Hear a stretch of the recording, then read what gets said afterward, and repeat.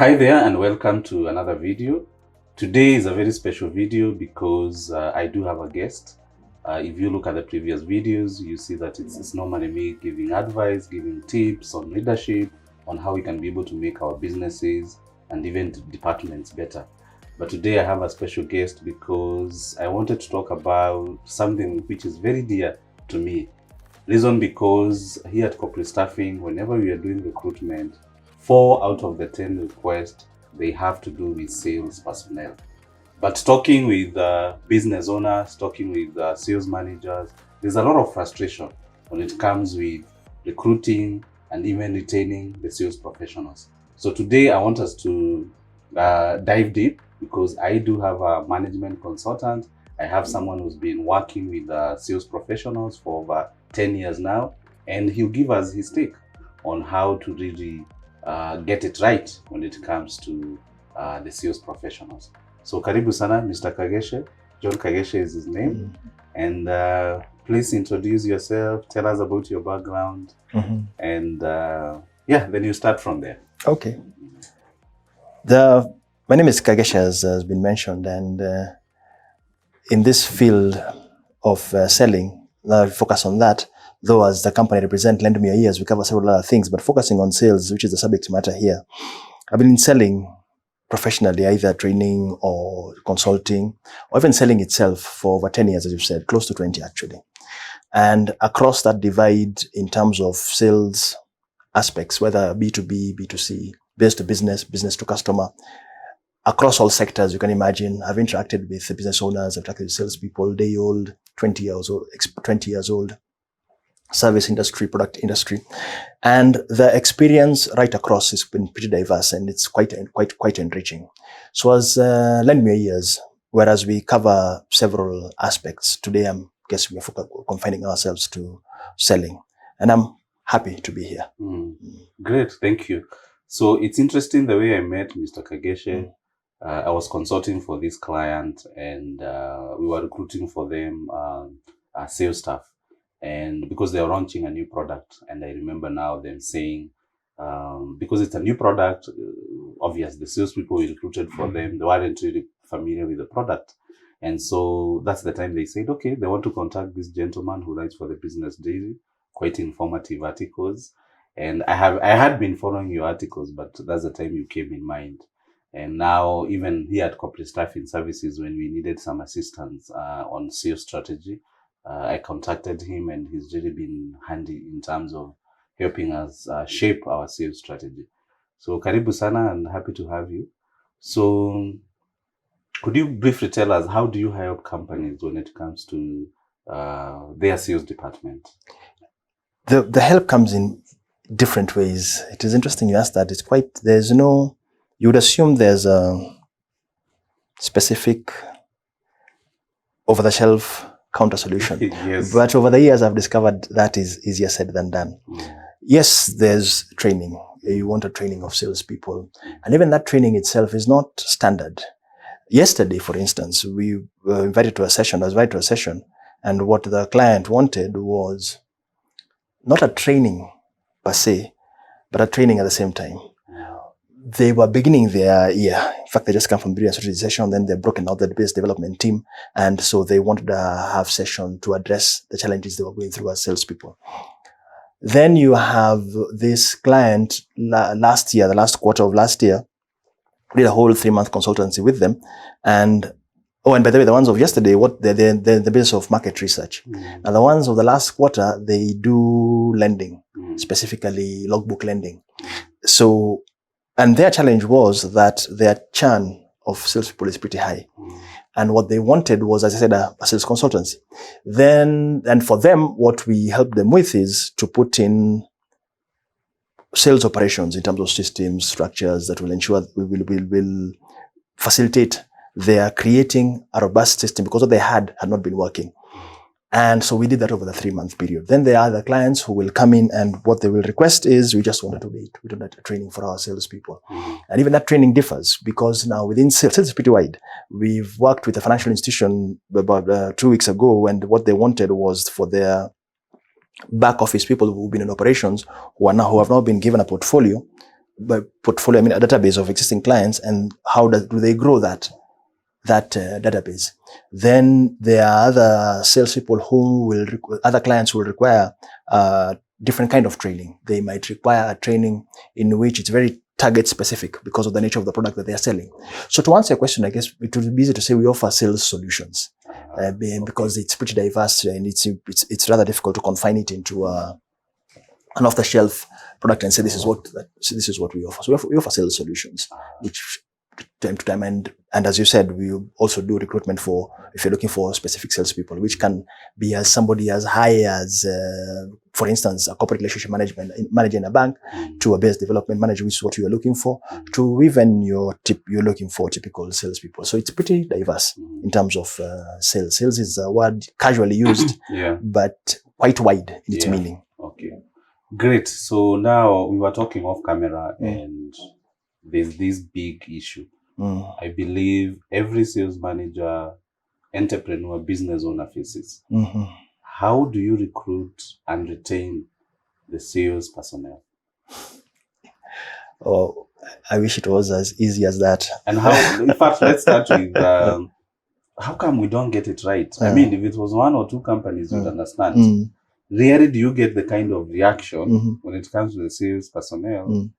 I mean, when you talk about accountants, there's no one. I've never met a client lamenting that they've had to hire 5 accountants in a year. Yeah, once in a while they get it wrong. Yeah, true. For other professions, but it's not a pandemic. But exactly, but sales, you find sales turnover is a pandemic. It's a pandemic. It's something which, whether the company is 50 years old or 6 months old, it's still struggling with. They're still So one of the challenges, Perminus, that I've seen over the years is that very many institutions, very many individuals still see sales, still benchmark sales with the office job. And historically, sales has never fit into the corporate pyramid. It was a later day addition. And that's the genesis of this challenge, because we want to equate selling, the sales job, and benchmark it with the systems and structures that run a desk job. Sales is not a desk job. The desk job works very well in a structured environment. It is almost like a lab. And because it's in a structured environment, the systems and structures that have been put into place work very well for that desk job. Sales is a wild animal. If this is a zoo, sales is a wild animal. And the sales job struggles to fit into the corporate pyramid because it was never designed for that. The sales doesn't have a defined way of operating. And when I say that, people say, no, you cannot just have people moving all over. Actually, yes, you can. This is exactly how it works. Now, the desk job is structured. It is, I'll walk in, this is what I'll do, and when I do this, I expect that result. I have a question for you. Go ahead. Does that mean we can't develop job description? Does that mean we can't develop KPIs when it comes to the sales? Yes, you can. In the sense of that structure, this is your JD, this is your KPI. Yes, you can. The execution, however, is completely different. In sales, you look for the work. In a desk job, work comes to you. Okay. Now, how you look for that work cannot be controlled. Yes, we can even try and write an SOP of this is how we reach out for our clients. We do this, and that's good for the processes. But in practice, you're dealing with one human being going out to look for another human being. And if we are going to try and bottle human interaction, which is what sales is, I think it will be an exciting futility. Because human interaction is as dynamic as two individuals at a specific time. For instance, right now, the interaction we're having, very different tomorrow you will meet, because whatever it is you're going through is different. However, very likely a desk job, you can almost predict what is going to happen when, because you can even box customers and what the normal typical needs are. Now, that is the genesis of the biggest challenge, that we see the desk job, the sales job, and we try and equate it to the, we see the sales job and equate it to the desk job. And just demonstrate how profound and institution can get it wrong, you will have clients who will tell you, we will recruit salespeople. And initially, when banks went into selling, they're the biggest culprit they're the biggest culprit here. You find the bank do decide about 10, 15 years ago, banks really recruited salespeople in numbers. So you find a bank looking for recruiting salespeople, hundreds, some of them even recruited them in the thousands. And because this is a salesperson, he will be on contract, and being a recruiter and some of that, the difference, he'll not enjoy the perks of the desk job. Yeah. So he's an outsider. Then they demonstrate to the outsider how he or she is going to make money. He can make more and more money depending on the sales they make. And true to the salesperson, and true to what they're saying, one of the salespeople comes out, emerges from the crowd and starts excelling and starts making more and more money as he was promised to, depending on the sales he's making. Keep in mind, he is not part of the pyramid. That was made very clear, that he was not part of the pyramid, so he's not going to be getting the perks. He just gets his retainer or his commissions, and that is it. He's not even allowed to step into the office. They're even given secluded in some place somewhere. When this person starts making more and more money, suddenly somebody inside the pyramid starts saying, this person is making, let's say, 100,000 shillings or even 200,000 shillings. And yet, he is not a manager. Us who are managers are making 200,000 shillings, which possibly took us 10 years before we started earning. This gentleman is less than a year old and is already earning 200,000 shillings, and he's not a manager. He cannot be being paid more than we are being paid. Now, unfortunately, the institution then decides, maybe there's a point there, because we want to create peace inside the pyramid, we forget that we are the ones who told this gentleman that he's an outsider, and we forget also, more importantly, that he is making money for us. For everyone, yeah. So, caught in the need to retain harmony within the pyramid, we start frustrating this salesperson. How do we do that? And we don't realize we're frustrating. We start enticing him to come into the pyramid, so that we can, because the pyramid, as I remember, it's a controlled environment. And now, unfortunately, you will find that many salespeople fall for that, because then there's warmth in the pyramid. Outside there, the sun is hot. So you come inside here, it's all AC. I'm going to get loans, and I'm going to have a structured job. It'll be 8 to 5. It's not as difficult. So the salesperson now is wooed to come in. And he's wooed to come into the pyramid, and then he's fit somewhere, and then the managers who are complaining are happy because now we can gauge him. But what happens is you cut him off at the knees. He suddenly is not as productive as he could be, because that is what he was intended to do. Now, I've shared that example to demonstrate just how profound that misunderstanding of the sales profession can be by putting it in the pyramid. Now, institutions and insurance companies are well known for this. When that case happens, where the people inside the pyramid start complaining about the person outside, they're very clear. You will even find somebody seen as the MD telling the managers, if you feel you want to earn that money, it's okay. Just step outside the pyramid, go out, resign, get out, go and sell. We have no problem with that, because they know on which side their bread is buttered. Unfortunately, very many other institutions struggle with that. And so that becomes the genesis of that challenge. Now, there are many other factors after that. Nobody in school is told, nobody in school wants to hear a child saying, when I grow up, I want to be a salesman. In fact, people will get horrified, that parents get horrified when you can't say that. Then, because of that, it is not seen. In fact, because of that, when somebody is tamarking, you will hear a family saying, no, he's doing sales while still trying to get him a job. Now, the societal perceptions of the profession are pretty low. Then you will also hear of what else? Because they are low, you're always moving against the grain, societal grain. And what that then means is that everybody is seeing you as less than. And it's quite tragic, because the average salesperson you see in the streets actually carries himself with that stigma, that I am less than, which is pretty unfortunate. Now, here's the interesting thing. Everybody admires a salesperson who is thriving. But everybody looks down upon the salesperson. Who's struggling. Yes. Yet, in fact, generally, we are told I mean, and I see it happening every day. You're told there's someone at the reception who wants to see you, and they're from this institution. There was no appointment. If you hear it's a salesperson, I mean, you not see them. You don't have time for them. You're dismissed. Yeah. And so the salespeople will, many of them carry themselves with that stigma.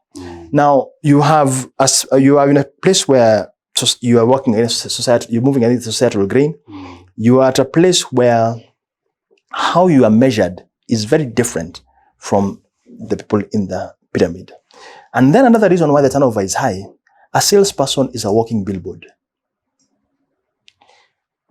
Unlike the desk job, the salesperson is out there. And if he meets you and you're impressed by what you're seeing, why would you want to struggle advertising for a job? The guy is a walking billboard. So you push. And that's the thing. And you cannot stop that. You cannot prevent that from happening. The gentleman is, or a lady is a walking billboard. He's advertising himself, how good or bad he is. And this happens again and again and again. You get invited, a salesperson gets invited, is say working for whatever firm that he's working in. Then he goes, in fact, let's use the diverse example. Say he works in a bank. And then he goes to make a pitch at a firm, which is a fast-moving consumer good company, for instance.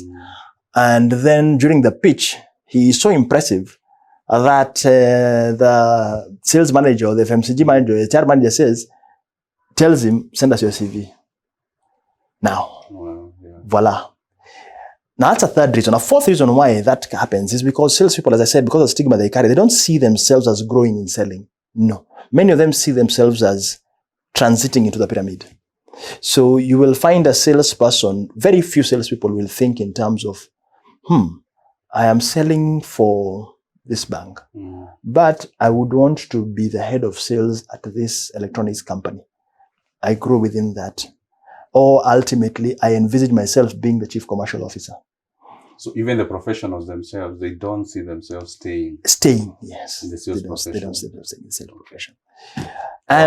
Or rising to the highest level. Because it is, and I see it's called a profession, but people don't stop to think through what that word means. Because a doctor is a profession, which means he is continually learning, yes, better, precisely, aspiring to the next level. Yes. The word profession means exactly that, but very few, extremely few. In fact, unfortunately, you would struggle to find them who grow as sales professionals. So I have a question for you. Here is a business owner, and more so medium-sized company, and totally frustrated with their sales department. What are some of the things they can do or start doing now to improve? And probably maybe they're at the verge of saying, we are going to let everyone go, we start with a new team. Other than training, what else would you advise them? Okay. Now, in fact, let me give you one last reason why I think the turnover is high. Unfortunately, when supply outstrips demand, you have that problem. If you want to advertise for a sales job and you're in recruitment, your biggest challenge is receiving those CVs because, yes, so the supply is overwhelming. It's overwhelming. So consequently, the demand side, those who want salespeople are thinking, really, what is there to think very highly about? If we want them tomorrow, we'll get 100 of them. And if we will tell them we're going to be, even if you're not paying them anything, you see them all over walking around. Commissions, because supply far outstrips demand, then that's another challenge. Now, coming back to your question, having then understood what I've said in terms of this is what you are, this is the reason why that happens. Now, the perception, many business owners, especially those who are starting up and everything, is that what I will do is I will focus on what I do. This is what I'm good in. For instance, I am very good in digital marketing, or I am very good I'm very good in making pottery. And this is what I'm good in. This is my business. Then I will recruit salespeople. And these salespeople, it is their job to bring in business. I don't care. My job is this. You very quickly realize that running a business doesn't work like that. And you realize, and we have people who call us, say, I have a team. This is what I do. I'm very good at this. What I want you to do is just train them, and then they sell. I just do this. I just want to see results. And very quickly they realize just how frustrating that is because it doesn't work. Now, To answer your question, I'll use a client, the one I was telling you about, whom we were working with October, November, December last year. They had reached a point where now that frustration had kicked in. The churn is so high. We are losing them. They even knew whom they were losing them to. And where the salespeople were going to, why they were being paid slightly less. And so as a business owner, you feel it. You're investing money, they leave. You're investing money, they leave. First of all, if I may just backtrack a bit, you will find that many organizations, when they start, they say, come train our salespeople. And many times tell them no. Let them first of all understand what they're going through. Then we can work with them. And those who refuse, but they give 3 to 6 months. And you will find many times, come the 3rd month or the 6th month, they are down to 10% of what they're. And remember, right at that time, now you would have invested in training and they have left. And sometimes they argue, no, had we trained them, they would have left. And it's not a chicken and egg case, no. They would still have left because they didn't quite know what they were getting themselves into. Now, what happened with this client, and this perhaps will help answer your question, instead of seeing it from a point of desperation, point of weakness, see it as from point of strength. How do you do this? Own the process. Because when you say the job is to sell, I pay them, that is abandoning the process. When I say own the process, see it from a point of strength, and this is what we did with this client. We create the structure such that you are very clear what you want from your salespeople. When they come, they know if you're not performing in this manner, after this period of time, we will release you. Now, this is the culture you're creating. You're not now, they know when they come. And because in this particular client, they're not even measuring in terms of what. So you're clear. You know what the salesperson is upon, this is what they intended to do. And now, then that happens, what happens there is, as I said, you're coming from a point of strength. The feeling of desperation and frustration starts falling away. Now you shift responsibility to the salesperson. Does it mean they won't leave? No, they will leave. However, the kind of culture you're creating within your sales department is that of performance. In addition to that, business owners who have tried to jumpstart their sales by getting a very good salesperson out there have found it backfires. Growing their own crop of salespeople has worked very well for them. Now, I've just said two contradicting things. One, let them go, on the other hand, grow with them. And that is the spectrum across which you will find many businesses thrive. Yes, we're going to grow with them. And when they make a mistake, we're still going to groom them. Especially if they're nascent, they're infant salespeople. We're going to grow with them. And that has worked very well for growing businesses. Still, if you are prepared to if the need to be able to let go of them needs to be there. Because a salesperson who is too comfortable, that also becomes a problem. Because remember, it is not a desk job. Yeah. He needs to hunt. He needs to look for work. And if he's not, if he wants work to come to him, then maybe sales is not what he should be going into. So somewhere in between having measuring what is, it's a balance, yes, and growing your crop of salespeople, that is where the measure is. Disowning the process and hoping it is going to work because I'm paying them a lot, it doesn't work like that.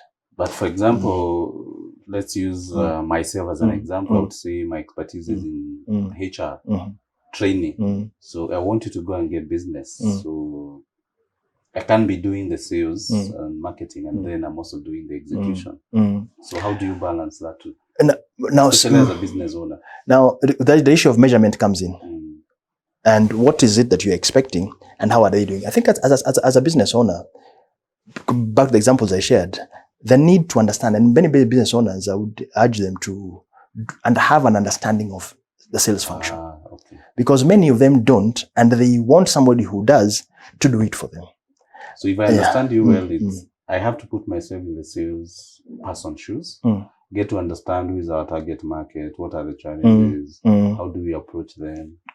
Precisely. So it's not that I'm outsourcing or delegating the whole of the sale, the aspect of sales and client acquisition to this person and expecting them to do magic.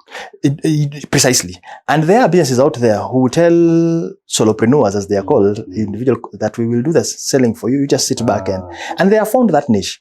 How effective that is, I'm yet to find out.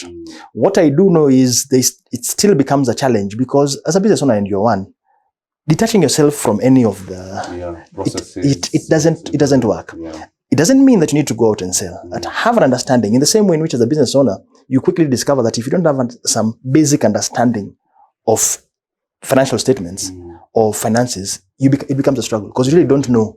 But it doesn't mean that you have to go and get a CPA. It doesn't mean, no, you just have a simple understanding of what it means of what financial statements look like, or a working tool to help you measure your finances. Are you making money or not making money? It's a simple tool that you can work with. So in the same way, detaching yourself, and remember what I told you, sales is seen as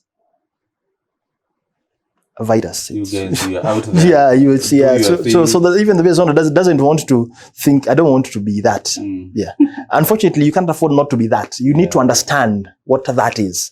And for instance, you have an accountant who goes into business and they look lowly at marketing and they figure somebody else is to, but they quickly realize, you know what, my detachment from marketing is not adding value to my business. Let me have an understanding. I'm not telling you to become a marketer. No, you don't have to be. But you need to have an understanding. And in this day and age where information is literally, as they say, at our fingertips, I think that is an area which we can look at. Other people would argue and say, you know what, I'll just partner with somebody whose forte is that. Good for you. Now we're not talking about employees anymore. That's now a different model altogether, different aspect altogether. So to answer your question in a nutshell, for the business owner, one, understand what is expected. And simple things. How do I measure sales? What exactly is required? Whom exactly am I targeting? Then when this gentleman comes in or lady comes in, be very clear on what is expected. And as frustrating as turnover is, the truth is, the first 2-3 years of business, forget about even selling. By the time you understand what you're doing, it's pretty frustrating. Forget about even now getting close to it's upheaval. The proof of concept. Yes, itself. Forget about even selling. But we tend to see selling because it is so.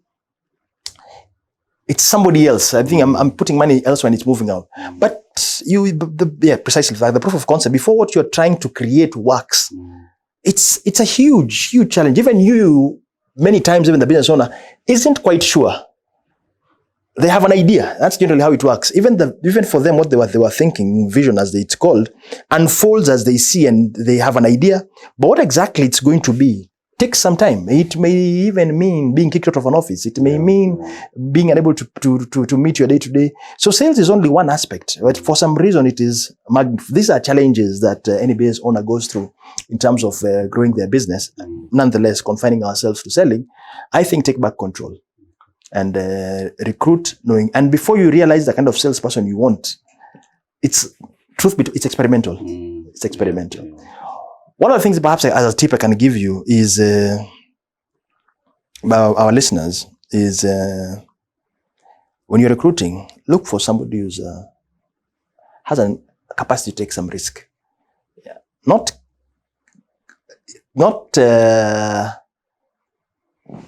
wild risk, but somebody who has a capacity to take risk. Because there is no science to selling. There is the science to measuring it, but there is no science to selling. Because as I said, it's human interaction. Human interaction today, I'm talking to Perminus, I explain to him something, I say it works perfectly. I go to our cameraman here, I say the same thing, it backfires. So they don't get where I'm coming from. So because of that dynamism, and so the before you get the person who's getting it right. Secondly, as the business is growing, you will find, you decide, you know what, I have tried this thing of releasing them and I'm releasing them. It's becoming too expensive for me. And even as you're releasing them, you're also changing your remuneration model, packaging to suit what you're learning, because it's experimental. However, and you might decide, you know what, even if they're struggling, let me keep them. However, if they're struggling for too long, that also becomes a problem, because when you're not succeeding in selling, it starts eating into you. And when you're not growing in selling, it starts eating into you. And then you become a toxic employee. And that now becomes a bigger problem. We get asked by clients, so how long should I keep a salesperson for? And this is what is recommended. 3 months incubation period. And there, it's everything in terms of understanding the product, shadowing other salespeople, getting to understand what is required, an induction process, if I may. Another 3 months to release them. So anywhere between 3 months and 12 months is a good time to do so, because the next 3 months you might find when they're out in the field, they're struggling with this, but they can be worked out. Okay. But anything, and by the way, in this 3-month period, I am not saying you entertain toxicity. No, I'm just saying generally somebody who's willing to grow, potential, it's only that they're struggling, yes. that you can support them on. Absolutely. And what that means from a business perspective is, even in terms of your budgets, now that you have an indicator that I can 6 months, 12 months, I know how much I should put aside for this. Again, control. You're not coming from a point of desperation and fear and weakness and hopelessness. You're coming from a point of strength. And sometimes I see that because a client comes and they tell you, we have a position, we want to recruit 2 salespeople. So when we present candidates for interview, let's say 10 of them, they get all excited. And now it's from 2 now to they want to recruit 6 people, but they don't have the budget for the extra 4. And what happens is they'll join, and the kind of speed they're taken through now, and you find, and probably even the 6 of them would have worked, but because the firm really needs results very fast to cover for the shortfall. Precisely.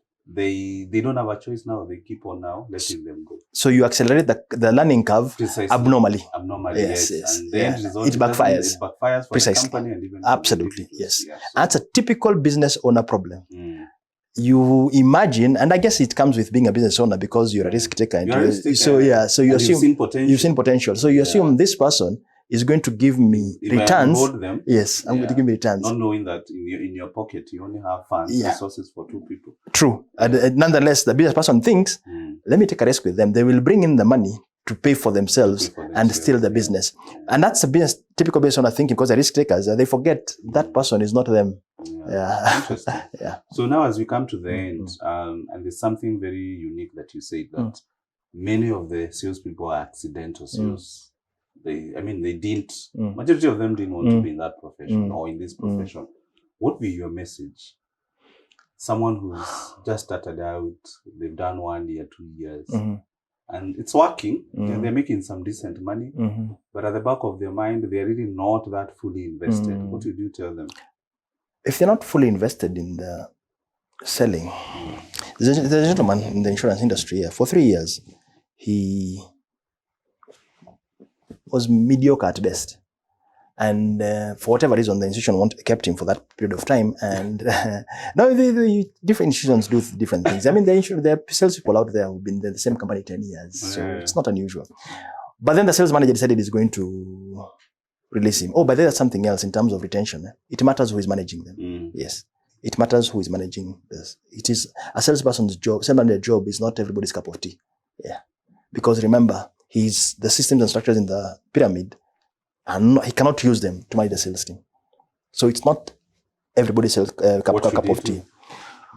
A sales manager is almost like a parent.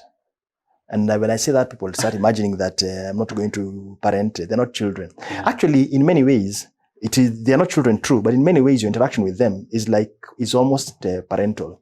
Because this is somebody who's, they say that when you get to work, leave your personal problems outside. Okay, possibly that can work, but in sales, it cannot.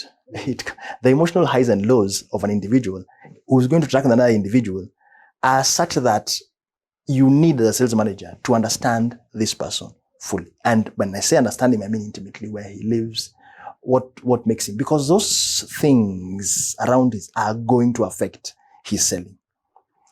Now, coming back to your question, what would I tell them? This gentleman who was about to get fired, and so the sales manager who was coming to fire him was traveling from Mombasa to come and fire him in Nairobi here.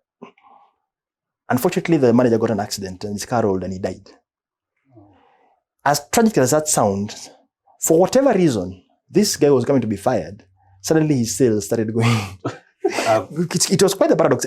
He even became the best salesperson. I'm sharing that anecdote because you could be in those 2 years, but the truth is it's because you are struggling because you're not doing what you need to do. And many of them, almost all of them, know exactly what they're doing wrong. So it could be you're not seeing enough people, or you're struggling with this, or you're not shadowing. But if you've done so that's what my message to them is. Before you throw in the towel, be clear that you have done what needs to be done to excel, including shadowing somebody whom you admire in your team and asking them to guide. There's no harm. There's no shame in asking for help. Unfortunately, we live in a society where, and especially a country where people find it as if it's shameful to ask for help. There's no shame in asking for help. So that my message to them was, before you throw in the towel, if, however, after doing all that, you find it's not for you, never regret it, because I promise you, and I speak from experience, that those 2 years of being out there and having no problem meeting people will turn out to be such a massive blessing in terms of return on investment, because the biggest challenge very many people in the pyramid have is that they don't know how to go out and look to interact with people out here. Engage, that's the word. Yeah. Engage others. They don't know that. And when you get into the pyramid, or whatever it is you go, even if you go and start your own business, the immediate challenge you see is, how will I get clients? And it turns out to be a massive bill. So either way, there is no loss. Be very clear why you're leaving. Okay, good. So, final question now, and it's you who's brought this up. A sales manager is supposed to behave like a parent. Successful sales managers. Yes. But all I see is sales managers are supposed to push for numbers. They're supposed to sort of wield the big stick. So if the manager watching this, how do they reconcile that fact? You know, the sales manager is almost like, use the word chameleon or Jekyll and Hyde. Yeah, there's what is expected of you by your bosses. Yes. Then there is what is on the ground. Now, I'm not saying even parents discipline their children. Even parents wield the big stick. Please don't mistake the word parenting here. Don't mistake the word, but it doesn't mean because you're a parent, you're coddling. No, you're not coddling. No. Though, by the way, absolutely. Though, by the way, there's a manager I know, his team, whenever he would come, in fact, most of his team members were ladies, he'd bring chocolate and my goodness, they would sell for him. So, if that is what it takes for your team to thrive, absolutely do it. So, let us not mistake parenting for coddling. Okay. Yes, let us be clear, not coddling. But that whole thing of being prepared to groom someone, grow with them, feel that you finding joy in their growth, because it's not for everyone. Giving them room to make mistakes. Yeah. And at the same time, shielding them from the forces that want results yesterday. That is not everybody's job. That is what I mean by parenting. Now, they will make mistakes which will require the big stick, and you wield it, or you unleash it on them, because it's also your responsibility. It's also your responsibility. Absolutely, it's also your responsibility. And so that's what I mean by that. So to answer your question, that manager who finds themselves in that position, and that is what I would advise them. Or something else where sales managers are concerned, one of the biggest mistake some businesses make is, because Perminus is our best salesperson, we will make him the sales manager. It backfires spectacularly. Rule of thumb, if you have a very good salesperson, please help them grow as salespeople, as a salesperson.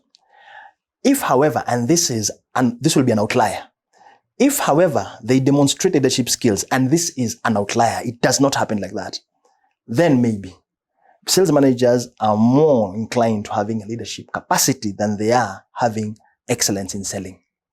So they'll be able to motivate individuals, they'll be able to give them the resources. Even show them how to sell. How to sell. Okay. But they are not necessarily stellar sellers. No. Because again, one of the things the sales manager, anybody in selling will tell you, sales manager knows, if you cannot sell, your team does not respect you. It's very unusual. Other management jobs, you don't have to be able to know how to do it. But in selling, your inability to sell means to be a downfall. They will not respect you. They will not necessarily show you that they will not respect you. If they're not respecting you as a manager, then what are you doing? So we can agree it's all about leadership. Coming back to, yes, ultimately it would rise and fall with leadership. The success of your department, the success of your team, the success of even your business, as far as the sales contribution. It all has to do with your leadership, whether you're the business owner or the sales manager. True. And the reason why I'm hesitant in saying, agreeing 100% is because I don't want salespeople listening to this. Business owners, I agree. I don't want salespeople listening to this, resigning to fate and saying that I did not have a good, I did not have a good manager.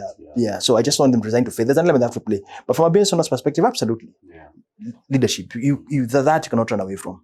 And the reason why I brought it up is because then if I've done all I could as Perminus, as the business owner, or as John, then it will be very easy to let this person go. Absolutely. Yes, there's even the other way around, where now you abdicate your role in terms of either giving mentorship, resources, and then you expect magic from the staff. And when it doesn't happen, you start complaining these people are leaving, and yet I am. Yeah. So structure. Okay. Structure, I would say, as I said, 6 months, 12 months. Yeah. And we help clients with that. This is what we proposed. This month 3, month 6. This is an onboarding process, and this is what it will take depending on what it is that you do. So that way, from a budget perspective, from a leadership perspective, the feeling of frustration and significant. Yeah. So that's what I would advise. Fantastic. Great. So thank you, John, for that informative information. Even for me, who's been interacting with sales professionals for the last 12 years, as we recruit for different clients, I would say there are a few things I've picked, and especially that aspect of giving them time. 3 months, 6 months, 12 months, you need to see how they're doing and even supporting them. I think that's one of the greatest things that I've picked. Yeah. Great. So if you're watching us, we'll be hosting other specialists so that we can be able to learn from various consultants. What do they do, to make their team better, to make their departments better, and even ultimately their business. So thank you very much for watching. And if this is your first time you're visiting this channel, do subscribe, because on a weekly basis we do share informative videos on how you can be a better leader for your, not only for your organization, but also for your own sake. So thank you very much, and see you next time.